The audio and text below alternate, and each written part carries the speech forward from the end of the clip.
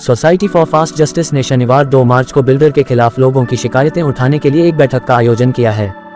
जी हां, आपको बता दें कि सभी बिल्डर से परेशान लोगों से विवरण प्राप्त कर न्यायतंत्र में सोसाइटी फॉर फास्ट जस्टिस न्याय की प्रार्थना करेगी। न्यायतंत्र में सुधार के विषय पर एक प्रस्ताव भी रखा जाएगा। सोसाइटी फॉर फास्ट जस्टिस पंजीकृत संस्था है। समाज में हो रहे अन्याय एवं सामाजिक समस्याओं के विषय पर कार्य करती रही है। बिल्डर से परेशान प्रत्येक व्यक्ति को इस सभा में आमंत्रण है। इस सभा में जागरूकता अभियान के अंतर्गत जो लोग बिल्डर के कारण बेघर हो चुके हैं, बिल्डर अपने पैसे की ताकत पर न कानून से डरता है, न सरकार से और न ही न्यायतंत्र से, उनके विरुद्ध सभी मिलकर एक साथ कानूनी कार्यवाही करने का मार्गदर्शन दिया जाएगा।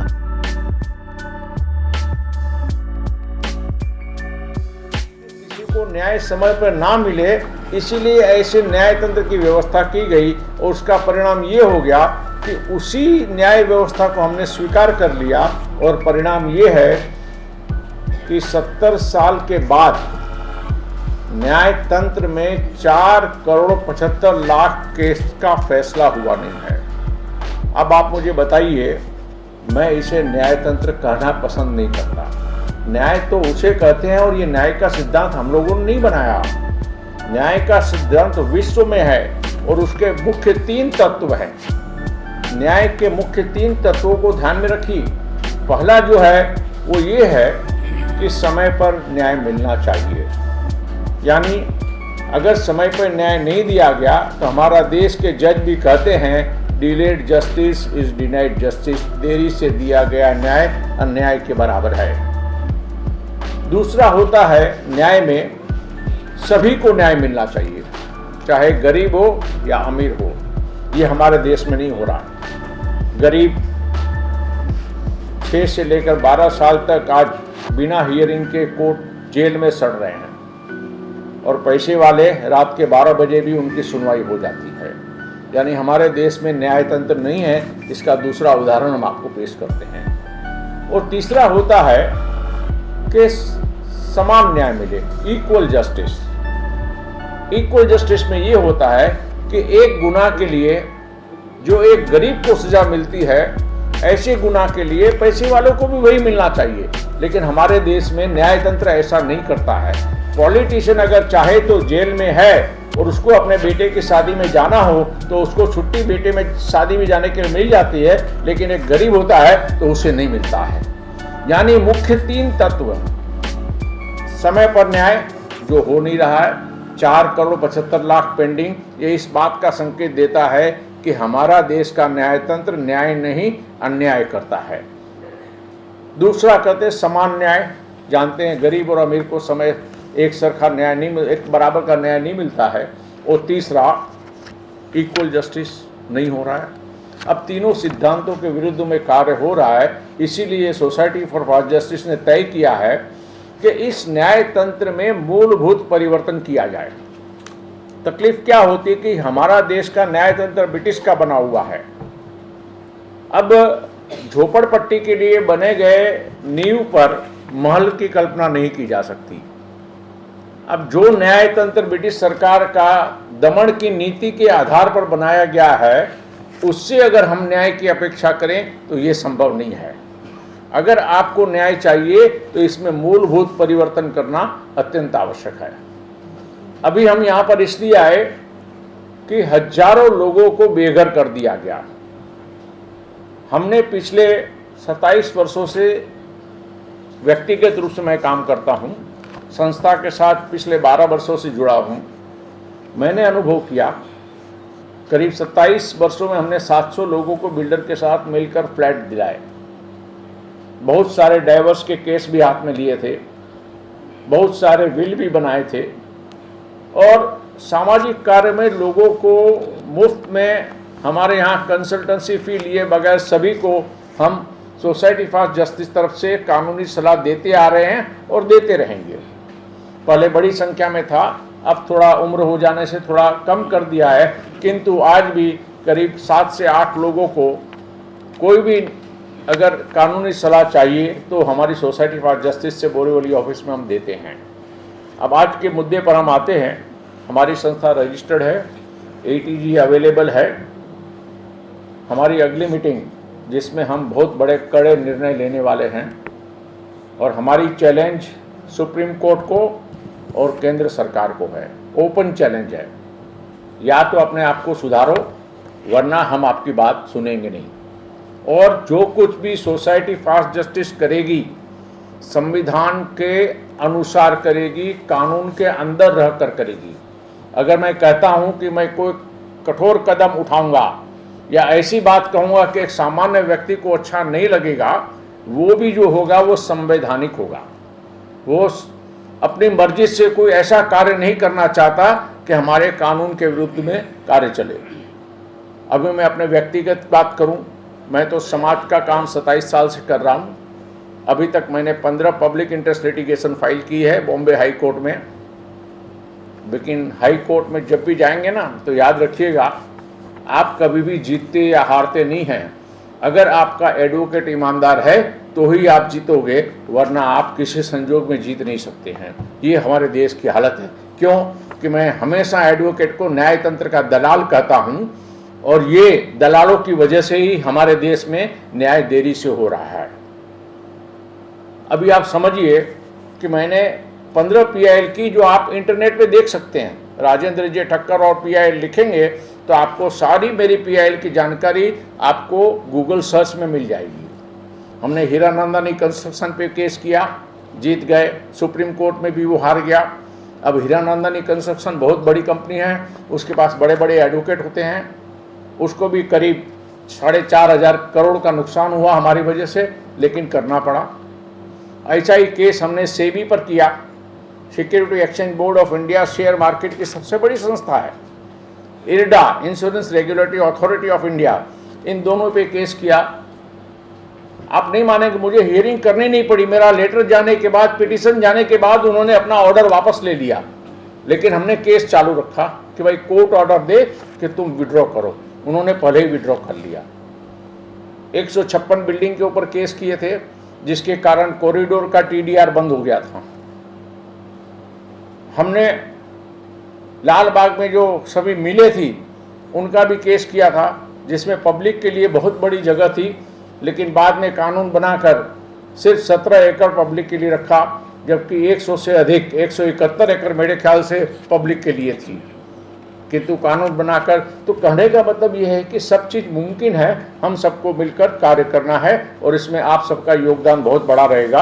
अब मैं सीधे विषय पर आपको समझाता हूँ कि आज का ये प्रेस कॉन्फ्रेंस का मुख्य उद्देश्य है कि भाड़े में रहने वाले घरों का तोड़ दिया गया। तोड़ देने के बाद ये तय किया गया था कि वो उनको भाड़ा मिले जब तक कि उसको पोजीशन नहीं मिलता। लेकिन देखा ये जा रहा है कि उनके रूम तो तोड़ दिए जाते हैं, फिर चाहे SRA में हो, महाडा में हो, चाहे BMC की जगह हो या प्राइवेट जगह हो। और सवाल अगर 2-4-10 आदमी का होता तो बात अलग है। आज की तारीख में मेरे अंदाज से मुंबई शहर में कम से कम 20,000 से अधिक ऐसे लोग हैं जिनको बेघर कर दिया गया है। सबसे बड़ी समस्या तो ये है। तो ये काम सरकार का होता है। हाई कोर्ट का ऑर्डर आया, मैं समझता हूँ अक्टूबर में, बहुत ही अच्छा भाड़े के लिए ऑर्डर आया। क्या लिखा, क्या बोला, गोरेगांव के एक एसोसिएशन ने किया था, ऑर्डर बहुत अच्छा था। ऑर्डर में लिखा है कि अगर आप कोई भी चीज़, किसी का घर डिमोलिश करते हैं तो आपको उसको 3 साल के अंदर घर देना है, दूसरा उनको भाड़ा देना है, तीसरा अगर आप नहीं कर सकते हैं, मान लीजिए तोड़ दिया गया या आप तोड़ना चाहते हैं C1 कैटेगरी में, तो कम से कम अल्टरनेट व्यवस्था की जाए कि आप उसको भाड़ा कब तक देंगे, जब तक आपको पोजीशन नहीं मिलता। लेकिन हमारे देश में कोर्ट के ऑर्डर का पालन होता ही नहीं है। इतना ही नहीं, सुप्रीम कोर्ट स्वयं, मैं सुप्रीम कोर्ट के जजों को चैलेंज देता हूं कि वे स्वयं अपने आदेश का पालन नहीं करते। देखिए भाई साहब, इस देश में अन्ना जी ने आंदोलन किया, कुछ हुआ। जयप्रकाश नारायण जी ने आंदोलन किया, कुछ हुआ। देखिए, इस देश के जितने भी पॉलिटिशियन हैं ना, वो गेंडे की चमड़ी की हैं। इनको कौन सी दवा लगती है मुझे अच्छी तरह मालूम है। और मैं धन्यवाद देता हूँ उस एडवोकेट को, सुमेधा राव, जिन्होंने मेरी 15 पब्लिक इंटरेस्ट लिटिगेशन की, कभी उन्होंने मेरे से 1 रुपया नहीं लिया और 15 का 15 पिटीशन में जीता हूँ। एक भी ऐसा प्रेयर नहीं है कि कोर्ट ने, जज ने कभी ये कहा हो कि ये प्रेयर एक्सेप्ट नहीं करेंगे, क्योंकि हम प्रेयर वही करते थे जो हमारा अधिकार था, जो कानून के अंदर हमारा अधिकार है। और मैं अगर कड़े कदम उठाऊंगा, अयोग्य कार्य करूंगा 2 मार्च के बाद, तो वो भी संवैधानिक होगा, उसको याद रखिएगा। आप एक बात सुन लीजिए भाई साहब, हमें जो कुछ भी करना है संविधान के अंदर रह के करना है। और अभी तो बातचीत का दौर है, जब शांति के सारे द्वार बंद हो जाएंगे, युद्ध करेंगे और आप सब भी हमारे साथ जुड़ेंगे, इसका मुझे पूरा विश्वास है। यही आप जो कर रहे हैं ना, सिर्फ ये समस्या नहीं, समस्याएं बहुत है। उसी और ये सब इन्होंने ओपन इसलिए रखा है कि बिल्डर के साथ मिले हुए हैं, एडिशनल एफएसआई उसको मिलेगी तो पॉलिटिशियन को उसमें हिस्सा मिलेगा। देखिए, मैंने चंडाल चौकड़ी का नाम लिख के सुप्रीम कोर्ट को भेजा है कि ये चंडाल चौकड़ी अन्याय कर रही है। इसमें जज का नाम पहले लिखा है कि 4 चंडाल चौकड़ी में एक जज है, एक पॉलिटिशियन है, तीसरा बिल्डर है और चौथा सरकारी अधिकारी है। ये 4 लोग मिलके पूरे पब्लिक को आज की तारीख में लूट रहे हैं। और इसमें मैंने आपको बहुत सारी बातें नहीं बताई। हमारे पास दुर्ग शरद पवार जी का जगह है ना, वहां से कुछ लोग आए थे कि राजू भाई हमको जमीन बेची है, हम लोग 1260 आदमी है, मुझे मेल आया है कि जमीन जो बेची है सबसे 4 लाख 5 लाख रुपया ले लिया है, लेकिन वो जमीन है ही नहीं। आप मुझे बताइए, इस देश के अंदर 3 तरह के हैं। एक है अलॉटमेंट लेटर, मुंबई में लोगों का पैसा लिया, सिर्फ अलॉटमेंट लेटर दिया, अब अलॉटमेंट लेटर का कोई वैल्यू नहीं रहा। कुछ लोगों के साथ 100 रुपए के स्टैंप पेपर पे नोटराइज करा दिया, खरीदने वाला समझता है नोटराइज किया हुआ स्टैंप पेपर को एग्रीमेंट, जबकि वो एग्रीमेंट नहीं होता है। एग्रीमेंट तो जो रजिस्टर, इस तरह से इस देश के एडवोकेट और बिल्डर ने मिलकर काफी लोगों को लूटा है। और अभी हमारी एक बहन ये बोलने वाले थे भाई साहब, हमने बोरीवली का एक केस लड़ा, एक बहन अकेली रहती थी, अब उसकी हालत इतनी खराब हो गई क्योंकि भाड़ा देना बंद कर दिया। अब 60 साल की औरत क्या करेगी, अल्टीमेटली पागल हो गई और अभी 10 दिन पहले गुजर गई। अब उसका फ्लैट का आगे पीछे कोई नहीं है। हमारे देश में आपको प्रोबेट चाहिए तो बरसों लगते हैं, सक्सेशन सर्टिफिकेट चाहिए तो बरसों लगते हैं, HUF का सेटलमेंट करना हो तो बरसों लगते हैं। आप जो OC की और उसकी बात करते हैं ना, कन्वेंस की, ये सब एक खिलौना बना है इनके कमाने का। अब इसको हम धीरे धीरे सोसाइटी फॉर फास्ट जस्टिस लेगी। पहले तो मैं आप सबसे हाथ जोड़कर विनंती करता हूं कि जो 50,000 लोगों को घर से बेघर किया है, उनकी आप लोग मदद कीजिए और उनके लिए अधिक से अधिक स्प्रेड कीजिए और सभी को 2 मार्च को मीटिंग में आने के लिए कीजिए। क्यों? इसका कारण एक बता दूं। पहला कारण ये है कि हमारी संस्था सुप्रीम कोर्ट के ऊपर केस कर रही है। हम लोगों ने तय किया है सुप्रीम कोर्ट के ऊपर केस करना, केंद्र सरकार के ऊपर केस करना, और उसके लिए हमको डाटा चाहिए। और डाटा उस वक्त मिलेगा जब सभी के पास ये जाएगी।